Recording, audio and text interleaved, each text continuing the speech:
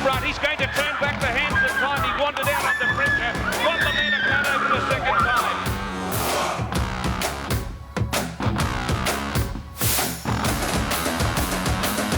Sir Dragon 8 takes the lead. Coming clear and joins a century of legends. Sir Dragon 8 for Mossy. Cannot wait for Friday night's Manikato, Saturday's Cox Plate. Don't forget, 7:30am on racing.com. Tuesday morning, it'll be breakfast with the best from the Valley. Always good to have a look at the horses working around the Valley circuit ahead of those two feature meetings. Yesterday, there were a couple of key gallops out at the Valley. Anamoe had his first look as he tries to join the ranks of the three-year-olds who've won the race previously. We'll also have a look at Zaki's gallop there yesterday, all important as he tries to bounce back after a disappointing run in the Might and Power Stakes last week. This is the gallop of Anamoe, Matt. Yeah, I think galloped in partner with Captivant, the other three-year-old, and there he is just coming into screen now out wide on the track.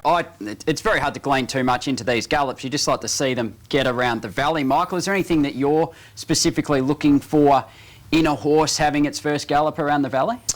If they can change legs, because the circumference is quite tight, obviously one of the tightest tracks we've got in Victoria, but you just need them to change onto the right leg when they straighten, and obviously when they get to the straight, if they change to the corners, if they change again. So that's the only thing that they really look for. Zaki having his gallop yesterday as well. Is he a runner you think's going to be suited by the Valley circuit? No, I've been.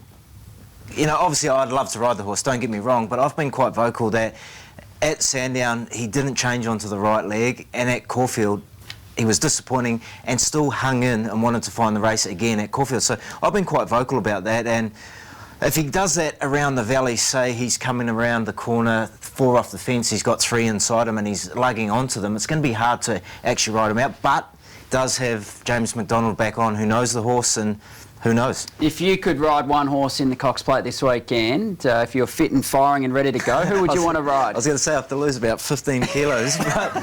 After you destroyed the super box when it came into the commentary position and I thanked them, it was beautiful. I really enjoyed it.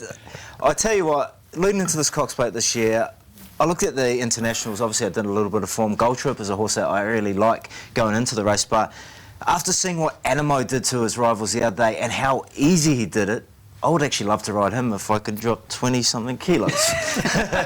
Let's have a look at our Spring Feature Challenge. Not surprising that most people were with Incentivised yesterday, and as a result, that's how things currently sit in the Spring Feature Challenge as we look to try and kick things home in the next couple of weeks. Grace will probably still try and win this competition, Simon, even though she's not on the program at the moment. Friday night's Manikato. The McAvoy team looking to go back-to-back with Savatoux XL. Who jumps off the page for you, Matt? Not a huge amount at this stage. I just want to add one thing to the point you made earlier. I think Masked Crusader will be ideally suited down the Flemington Straight. He's never raced there. I think he can stay in touch a little bit easier and just use that turn of foot. I think the VRC Sprint Classic is his race, or its ideal target for him. Who do you like in the Manikato?